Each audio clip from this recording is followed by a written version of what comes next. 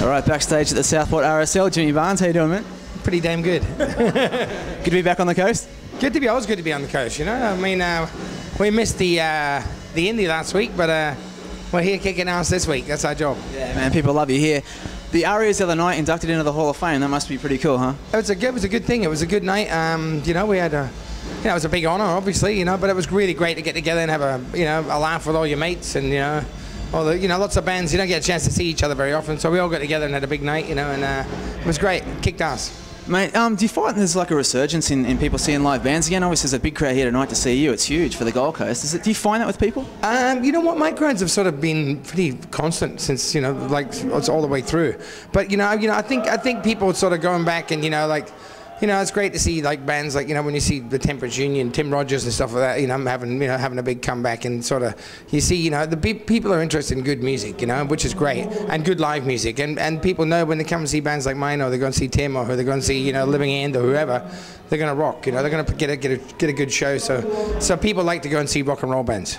Now, if there's young kids out there listening or watching and they're in bands, and there's heaps of them, you know, they're everywhere, yeah. They'd look at you and they think, wow, that's incredible. What was it like when you started, like, say, with Cultures? What was it like in those days? You know, probably very similar to what it is now. You know, we just sort of got out and we drummed up gigs. We, you know, played at bloody parties, played in bloody bar mitzvahs, weddings, you know, you name it, we played there. And basically just do as many gigs as you can. You know, some of the gigs would be run out of town, you know, other gigs they'd love us, you know. But just play as many gigs you can. Get us, you know, work. We used to work 8 gigs a week. You know, we'd work 8 gigs a week, and by the end of it, we'd be knackered. But you know, we'd play to a lot of people. You know, and that's where you get good at what you do. And I was saying on the radio last week that I've met you a couple of times before, and I heard one awesome story, which is when you guys first started. Yeah. The writing, the graffitiing of Cold Chisel around town. Yeah, Can I ask about that, because that's like a cool story.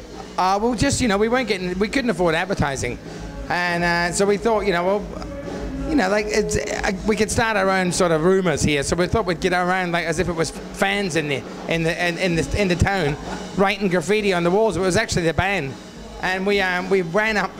There was this. We're driving home, and there's this big white wall there. It was beautiful. You know, we wrote you know, Cold Chisel, you know, #1, and we went home, and it was only about a mile from where we lived, and unfortunately the guy whose fence it was knew that where the band lived. And he came round, and we woke up, and he'd written Frank on the side of the truck. So it was a great thing, you know. We had to laugh. The guy had a sense of humour, you know. But I mean, it's just, you just do shit like that to get your name around, be in people's faces. You know, one thing whenever I played, I refused to let people eat dinner. I refused to let them ignore me. They either hated me or they liked me. So you know, if they were there, they had to watch. I'd jump on the tables, I'd kick the drinks in their laps, I'd do whatever it took. And that's what you're going to do. Don't sit around and let them sort of, you know, talk over you. Make sure you grab their attention. Awesome, man. Do you think that you've had an incredible journey? I mean, I hope that you write about it all and write a book or write some scripts about these stories. Do you reckon you're living your dream? Oh, absolutely. You know, I mean, you know, beyond the dreams. Absolutely. You know, I mean, you know, I did this just to do this for a bit of fun, and you know, I've been having fun for 30 odd years. You know, and it's, I mean, I've done a lot more than I ever expected, and I'm actually at the point now where I feel I can do a shitload more, you know. I feel like it's just sort of really getting them started. So, you know, there's a lot to do, you know, and working with my kids, you know, there's a lot I can show them now, you know. It's great. It's a perfect dream, perfect life. Awesome, man. And what sort of stuff goes through your mind, say, backstage at a gig, even like tonight on the Goldie? Like, what sort of stuff do you think about? I was sitting here before you came, just sitting here nervous, you know, bloody, you know, pacing. You know, I'm starting to scream. I get about an hour before the gig. I start shrieking and warming up and, you know, gargling. And I gargle with honey and hot water, and then I scream for an hour. And taking a few vitamins here and there, you know, and I'm bloody pacing, you know. And it's just, you know, it's just all about, you know, I guess from about lunchtime onwards, it's just about the set. Think about the set. What can you do to make the set run better? What can you do to make the show go better? What can you do to make the songs more powerful? What can you do to make them join better? You know, so there's less gaps. So it's just thinking the show all the time, and that's what you do. That's how you make a show good. Committed to it. Yeah, you got to be committed to it, and then you get with the rest of the band, and they've got their ideas how they can make things, and everybody throws ideas in, and that's how the show comes together. You know, that's great. Do you sing at home and around the house all the time? Like, are you constantly just always singing, or is there a point you just? Yeah, pretty well. Yeah, I was singing the shower. You know. What's the favourite shower song for you? Oh. Well, maybe the all-time top 3. What do you reckon? Oh, you know, I sing like Nat King Cole songs or something like that. Yeah. Mona Lisa. You know, was good at reverb in the show, you know. But no, I sing anything, whatever's going, you know, whatever's in my mind at the moment. You know, like you'll do sort of horrible things, you know. You'll be singing songs that you hate just because you've heard them on the radio and they stick in your head or something, you know.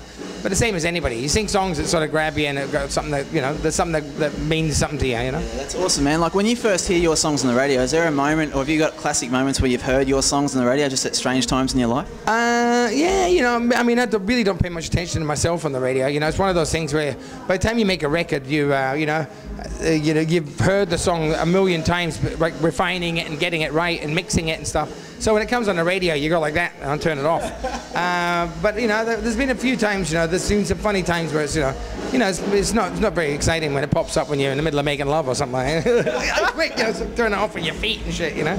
But you know, there's that, no, but it's you know, you don't listen to your own music that much, I find. Most people don't. What about the first time then? Say first time you hear a song that you think, wow, it's crazy, everyone else is hearing this. That's a big buzz, you know, like when you finish making a record, you know, you do check it out on the radio because music sounds different on the radio. There's different compression, it makes it sound and they respond differently. So when you first put an album out, the first time it comes on the radio, it's great to hear because you hear different things and the music reacts different, and it's good to know how. And so that's exciting, but that wears off pretty quick. Okay.